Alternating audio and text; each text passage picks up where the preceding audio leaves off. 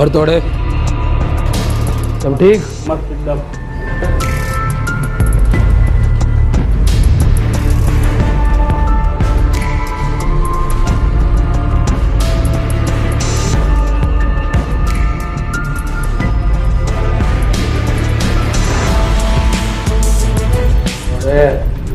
मजे में।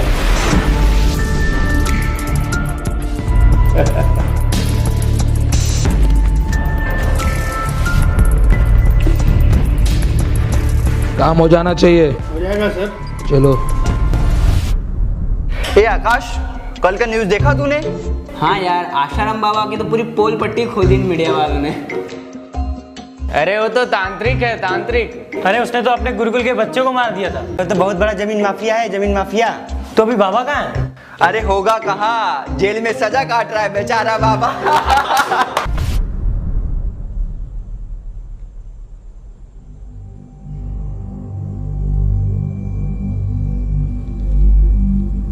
We can capture the world only when we follow the ideologies of Sir Silk Lotus.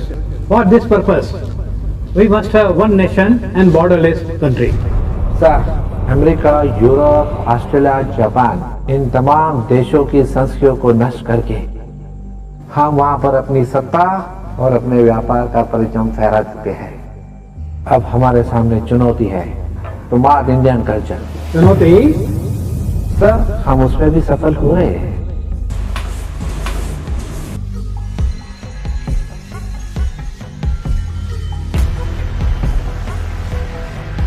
इनकी परिवारक व्यवस्था को खत्म कर दो।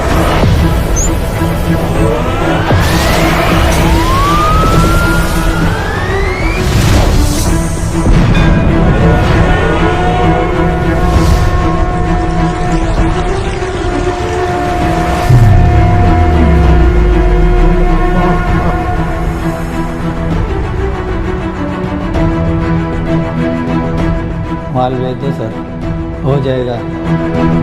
और सुन। जी सर। और सरकारों से लेन देन शुरू कर दे।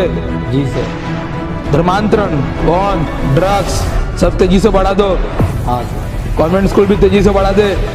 मान लो, हो गया आपका।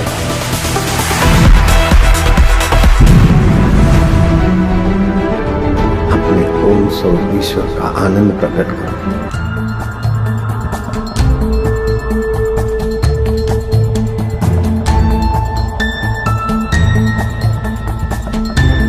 तुमको मैंने काम सौंपा था, क्या हुआ? सर, सब आपके अकॉर्डिंग ही हो रहा है। मैंने तुमको समझाया था ना। एक बाबा के करोड़ों भक्त हैं, उनके कारण ही सब बखेड़ा खड़ा हो रहा है। हमारे कन्वर्ट किए लोग वापस हिंदू बन रहे हैं।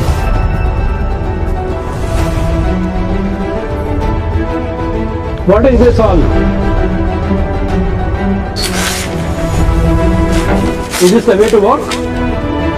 मुझे वैलेंटाइन डे का प्रचार चाहिए। देखो, मैं अपनी तरफ से सारा प्रयास कर रहा हूँ।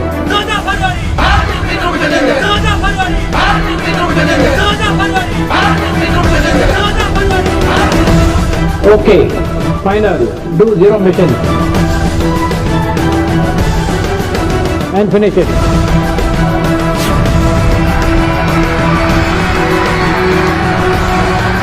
देखिए राकेश जी, इस समय फील्ड पर मौजूद है। आप देख सकते हैं जिस तरीके से यहाँ पर लाठियां बरसाई जा रही है, सड़कों में लेटा लेटा कर लोगों को पीटा जा रहा है, पुलिस द्वारा गोलियां बरसाई जा रही है। इन शख्सों को रूम से निकाल कर बड़े ही सिस्टमैटिक तरीके से इन्हें कूटा जा रहा है। बड़े बड़े फाटक तोड़े जा रहे हैं, लंबी लंबी चोटियां उखाड़ी जा रही हैं। राकेश जी, इन हालातों को देख के ऐसा लग रहा है कि पूरे देश भर में अफरा तफरी मची हुई है।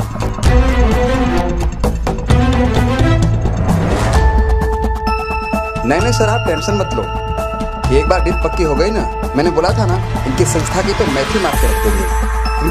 इनको तो जेल में डलवा के ही बैठेंगे। हिंदुओं के धर्म गुरु कहलाए जाने वाला सन कुछ ही समय में होंगे वाकई।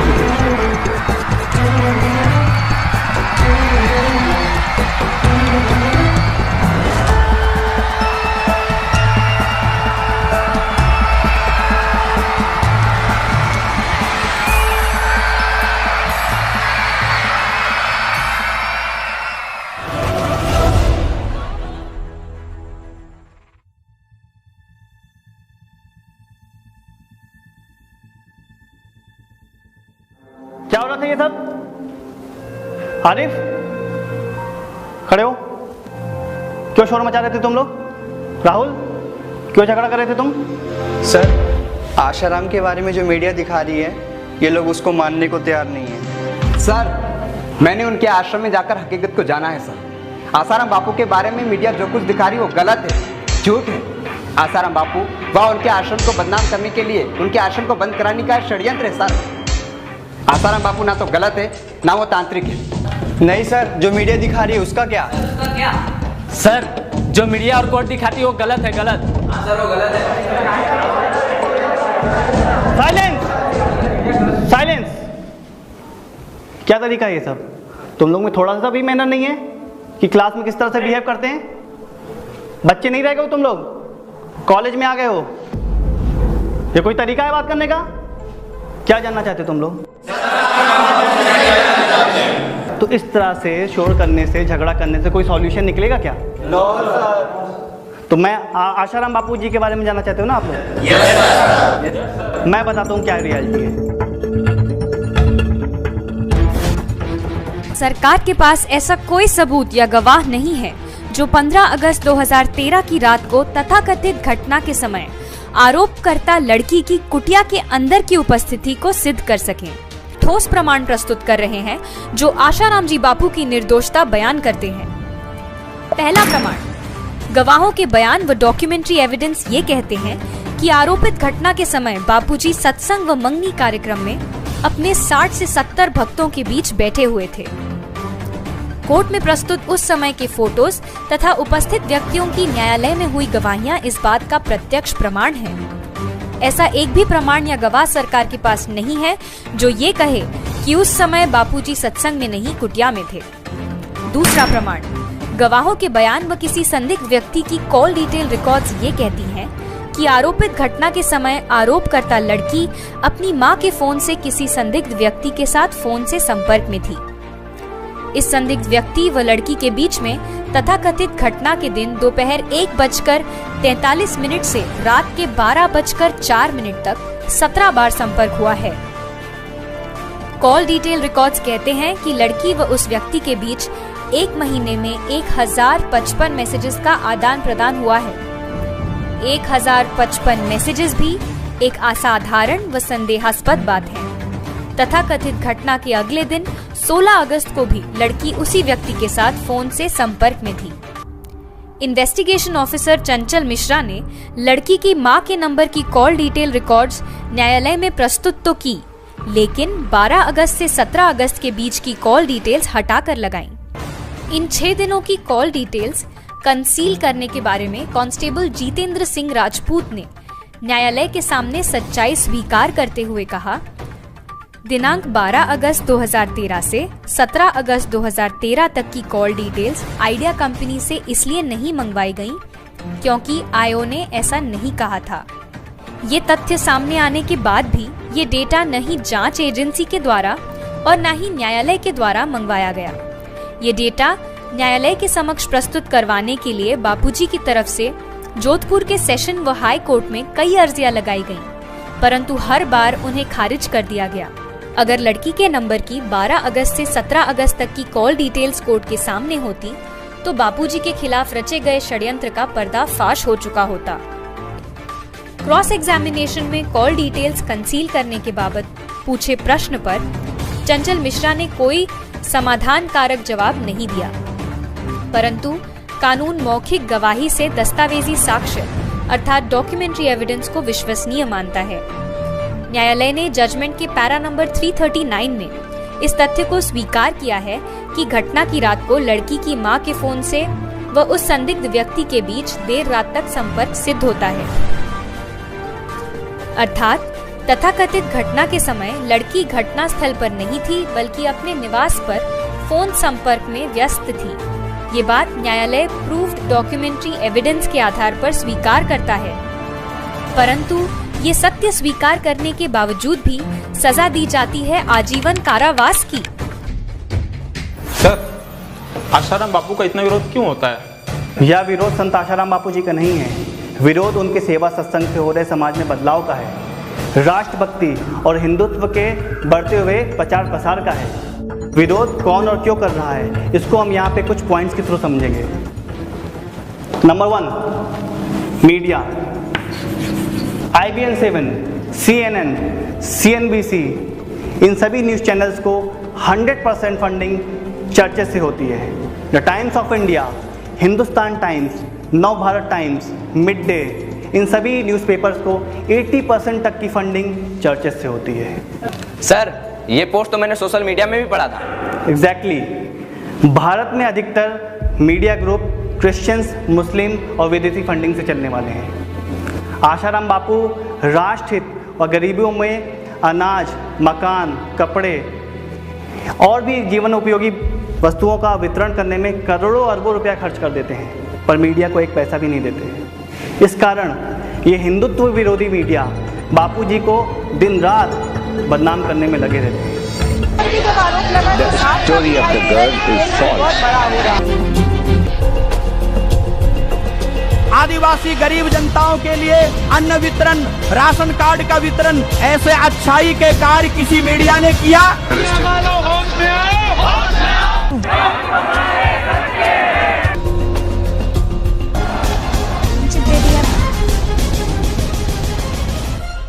Second point, Christian missionaries. According to IBMR report, Bharat देश में किसी भी गरीब को कन्वर्ट करने का खर्च पूरे वर्ल्ड में किसी भी विकसित देशों के कंपैरिजन में 700 टाइम्स सस्ता है। इंडिया पोप के लिए सबसे सस्ता मार्केट है, लेकिन संत आशाराम बापू जी के बढ़ते सेवा कार्यों और सत्संगों से ये बाजार महंगा हो जाता है। इस कारण समाज में से आशाराम बापू जी के प्रति श्रद्धा भक्ति को कम करने के लिए इन मिशनरियों का आशाराम बापू को जेल में भेजना बहुत जरूरी हो गया था। सच में बापू का ही सामर्थ्य है कि इतनी बड़ी पश्चिमी संस्कृति के साथ वे सीधा सीधा संघर्ष कर रहे, और उन्होंने जो रास्ता अपनाया है वास्तव में वही रास्ता सही रास्ता है। हमारे विश्व हिंदू परिषद का जो बजरंग दल है, जब वैलेंटाइन डे आता है तो हर शहर में वैलेंटाइन डे मनाने वालों के विरुद्ध खड़े हो जाते हैं। कई बार हाथापाई होने लगती है। बापू ने एक ऐसा मार्ग बताया है, इसमें संघर्ष का तो कोई मार्ग है ही नहीं।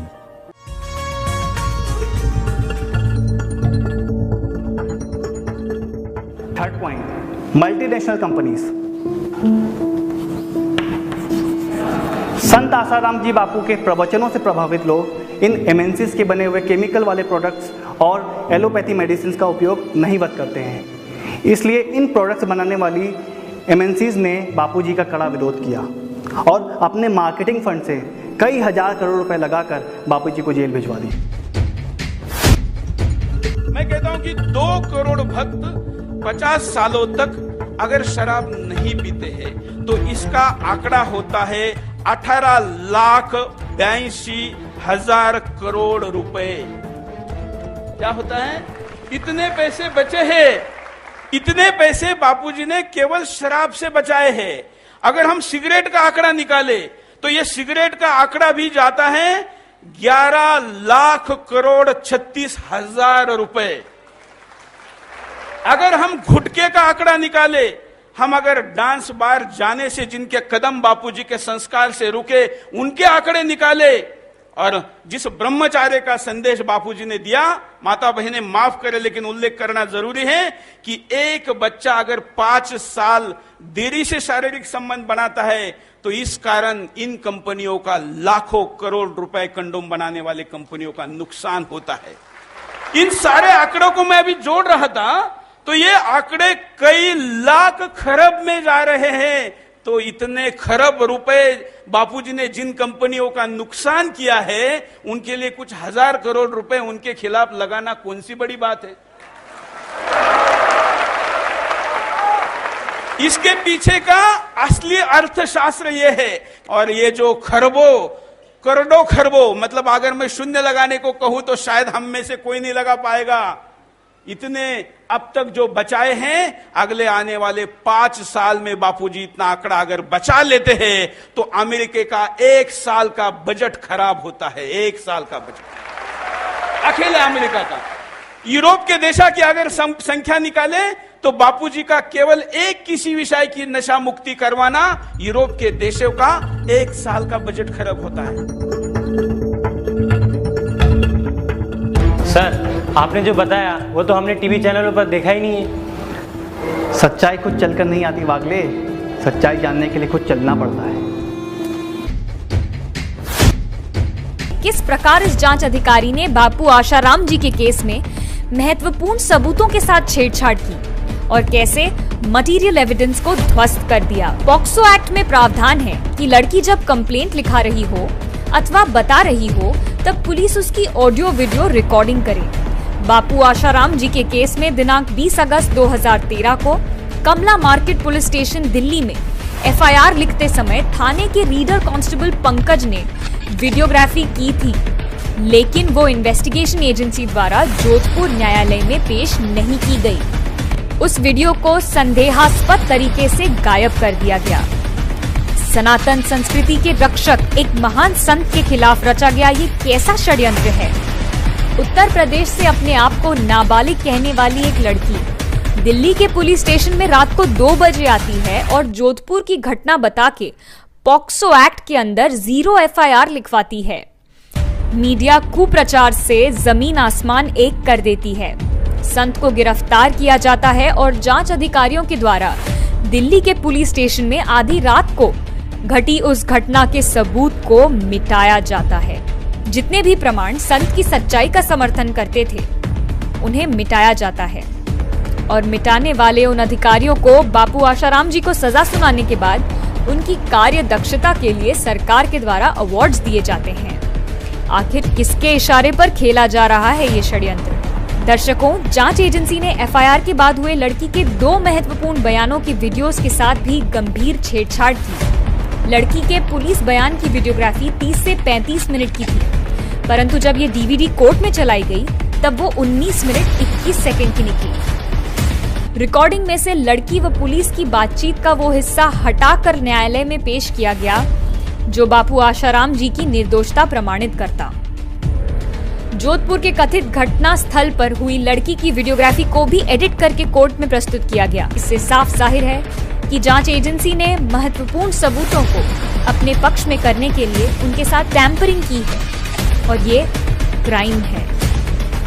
बापूजी के अधिवक्ता द्वारा इन दोनों वीडियोग्राफीज के ओरिजिनल मेमोरी कार्ड के बारे में पूछे जाने पर महेंद्र सिंह व जांच अधिकारी चंचल मिश्रा ने स्वीकार किया कि इन दोनों वीडियोस की ओरिजिनल मेमोरी कार्ड जब्त नहीं किया गया था। सवाल उठता है, कहां गया वो मेमोरी कार्ड? इस केस के ऐसे कई उदाहरण हैं जो ये तथ्य उजागर करते हैं कि जांच अधिकारी चंचल मिश्रा द्वारा एविडेंस को मैनिपुलेट करके छेड़छाड़ की एफआईआर पर चार्जशीट में रेप व गैंगरेप की धाराएं लगाई गईं, जिनकी सजा हो सकती थी आजीवन कारावास। आखिर वो कौन है जो चाहता है कि बापू आशाराम जी आजीवन कारावास में ही रहें? बापूजी को जेल में रखना ये क्या राजनीतिक षड्यंत्र है? इसकी भी परतें खोली जा रही हैं। मतलब एक तरह से तस्वीर को पलट देता है, बापू आसाराम को षड्यंत्र को जाहिर कर देता है कि ये षड्यंत्र किसने खेला था। षड्यंत्र खेला था भाजपा के उन लोगों ने, उन नेताओं ने जिनके संबंध तब के तत्कालीन मुख्यमंत्री प्रधानमंत्री मोदी, जो अब हैं तब मुख्यमंत्री थे, शिवराज सिंह चौहान, जिनके रहते हुए आसाराम बापू की गिरफ्तारी हुई, और उसके बाद राजस्थान के वो अशोक गहलोत, जिनके संबंध बहुत पुराने थे मोदी जी के साथ। वहां अमित शाह की अनुयायी एक जांच अधिकारी थी चंचल मिश्रा, जिसने आसाराम बापू के खिलाफ जो थी जांच की थी, जिसको लेडी सिंघम के नाम से बुलाया गया। उस अधिकारी को सम्मानित करते हैं 2 साल पहले, जिसने बापू आसाराम के खिलाफ जांच की थी। आसाराम बापू तो गिरफ्तार कर लिए गए, उन पर चार्ज लगा दिया गए, और उसी चंचल मिश्रा को केंद्रीय मंत्री अमित शाह अपनी गोदी में बिठा करके पुरस्कार दे देते हैं। जरा सोचिए, बेवकूफ मत बनिए हिंदुत्व के नाम पर। फ्रैक को मुलक्कल आरोपों से बरी हिंदू संत आसाराम बापू को मृत्युपरंत कारावास। आशाराम जी बापू को बगैर किसी साक्ष्य के आजीवन कारावास की सजा सुनाई गई है, वो भी प्राकृतिक जीवन के अंत तक। जबकि विशेष न्यायालय ने दिनांक 25 अप्रैल 2018 के निर्णय में ये बात स्पष्ट रूप से लिखी है कि आरोपी गण के खिलाफ कोई प्रत्यक्ष प्रमाण यानी डायरेक्ट एविडेंस उपलब्ध नहीं है, परंतु मौखिक व परिस्थिति जन्य साक्ष्य के आधार पर निर्णय लेकर सजा सुनाई गई है। विशेष न्यायालय ने निर्णय देते समय इस केस के सही कानूनी और तथ्यात्मक पहलुओं का अवलोकन करने में कितनी गंभीरता व तटस्थता रखी है, इस बात पर अहम सवाल उठ रहे हैं। If you rape the girl, it should show up in the FIR. But there is nothing in the FIR of rape. The police, upon getting a complaint of rape, sent her to the hospital to get a examination done, and that is part of the trial record. The trial record says that the medical report says not a scratch on the girl, no question of rape whatsoever. Yet they say rape. Very first day से हम ये कह रहे हैं कि 376 का ना कोई मेडिकल एविडेंस है, ना कोई पीड़िता ने आरोप लगाया है।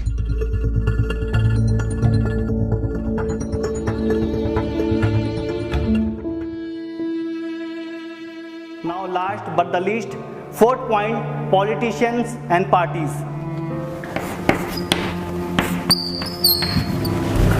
आशाराम बापूजी किसी भी पॉलिटिशियंस और पॉलिटिकल पार्टी का विरोध नहीं करते हैं। जब ये पॉलिटिशियंस पब्लिक का शोषण, भ्रष्टाचार और संस्कृति विरोधी काम करते हैं, तब बापूजी इनके काम का विरोध करते हैं। ऐसे में ये पॉलिटिशियन बापूजी के पीछे लग जाते हैं और पॉलिटिशियंस और ऑर्गेनाइजेशंस का यहाँ तक मानना है कि संत आशाराम बापूजी के पीछे जो लाखों करोड़ों का वोट बैंक है वो नहीं होना चाहिए। मुझे शुरू से ये पता था कि ये जो है ये कांग्रेस की ताकत नहीं बापूजी पे हाथ डाल दे। अगर कांग्रेस बापूजी पे हाथ डालती तो सारी बीजेपी सड़कों पे उतर आती, सारी बीजेपी। क्योंकि बीजेपी में अधिकांश लोग, इवन नरेंद्र भाई, सब लोग, वाजपेयी जी तो चरणों में बैठते थे बापूजी के। सारे लोग जितने बड़े बड़े लीडर हैं उस पार्टी के, सारे बापूजी के चरणों में बैठते थे और उनका आशीर्वाद लेते थे। अचानक ऐसी क्या घटना हुई कि सब विद्रोह पनप गया? पूरे हिंदुस्तान में कहीं भी बीजेपी के लोग शामिल नहीं हुए उस आंदोलन में। तो घटना तो साफ थी, कोई बड़ा आदमी उसको हैंडल कर रहा था। तो वो आदमी कौन था? वो नरेंद्र भाई थे। भाजपा और कांग्रेस बहुत व्यापक शब्द है, वो विचारधाराएं हैं। मैं नरेंद्र भाई की बात कर रहा हूँ व्यक्तिगत रूप से। उसने अपनी ताकत का दुरुपयोग करते हुए बापूजी को फंसवाया। किसी भी राजनीतिक दल का बापूजी से कोई विरोध नहीं है, सिर्फ एक व्यक्ति को छोड़ करके। उस व्यक्ति का नाम है नरेंद्र दामोदर दास मोदी। बापूजी जैसे लोग या और लोग भी, वैसे मैं एक बात बताऊं, थोड़ी कड़वी बात कहूंगा लेकिन ये सच बात है। बापूजी को एक पलड़े पे बैठा दो, दूसरे पलड़े पे सारे साधु बैठा दो, एक भी साधु भारत में ऐसा नहीं जो लाखों लोग इकट्ठे कर दे। उनके एक पता नहीं क्या वायरस चलता, आपका डिजिटल लाखों करोड़ों लोग इकट्ठे हो सकते हैं। ये तो हैरानी की बात। और ये चीज बहुत लोगों को पचती नहीं थी, इसलिए बहुत लोग अंदरूनी रूप से द्वेष रखते थे। जो आदमी जितना ऊंचा जाएगा उसको खींचने वाले भी उतने लोग होंगे। देखिए, कोई भी काम कांग्रेस करती, कोई गलत कदम उठाती, बीजेपी उसका भरपूर विरोध प्रदर्शन करके अपनी उपस्थिति दर्ज कराती है। अगर एक सेकंड के लिए सोच लीजिए, दिल्ली में उस समय कांग्रेस की शीला दीक्षित मुख्यमंत्री थी, राजस्थान में अशोक गहलोत थे, वो कांग्रेस के मुख्यमंत्री थे, लेकिन मध्य प्रदेश में तो शिवराज सिंह चौहान थे ना, जब अरेस्ट हुए बापूजी। वो तो बीजेपी का आदमी था। और बीजेपी का आदमी कांग्रेस वालों की बात कैसे मान रहा था? 1600 पुलिस वाले भेजे उसने इंदौर, 1600 पुलिस वाले बापू को उठाने के लिए। वो बापू जिसकी चरण में बैठता था, जिसका आशीर्वाद लेता था शिवराज सिंह, 1600 जवान भेजे उसने। किसके कहने पर? जब उससे मैंने बात की तो उसने मुझे क्या जवाब दिया? स्वामी जी, भाई साहब का आदेश था। वो भाई साहब कौन है? नरेंद्र दामोदर दास मोदी। स्वामी विवेकानंद जी के 100 साल बाद 1993 में वर्ल्ड रिलीजियस पार्लियामेंट में भारत का नेतृत्व किया है। संपूर्ण विश्व मानव को भारतीय संस्कृति के उच्च आदर्शों व आध्यात्मिक ज्ञान से परिप्लावित किया है। ऐसे संत पर कानून के प्रावधानों का गलत इस्तेमाल करते हुए किसी लड़की ने आरोप लगाए, तब ऐसी परिस्थिति में सरकार का, पुलिस का, मीडिया का व न्याय प्रणाली का कर्तव्य था कि वो सत्य को तराशें व समाज के सामने दूध का दूध व पानी का पानी कर रखें, परंतु हुआ बिल्कुल इसके विपरीत। बिन संतों का हिंदू राष्ट्र, संत कारावास में, और आप हिंदू राष्ट्र बना रहे। कौन से हिंदू राष्ट्र की बात कर रहे हैं? ईसाई मतांतरण वाले हिंदू राष्ट्र की बात कर रहे हैं? मुस्लिम लांगुल चालन करने वाले जिहादी आतंकवादियों के तलवे चाटने वाले हिंदू राष्ट्र की बात कर रहे हैं? कौन से हिंदू राष्ट्र की बात कर रहे हैं? क्या आसाराम बापू कारावास में नहीं है? आपकी सभ्यता की, आपकी धरोहर की, आपके पूर्वजों की पुण्याई की रक्षा करने वाला एक कवच कुंडल कारावास में डालकर आपको नंगा खड़ा किया है देश में।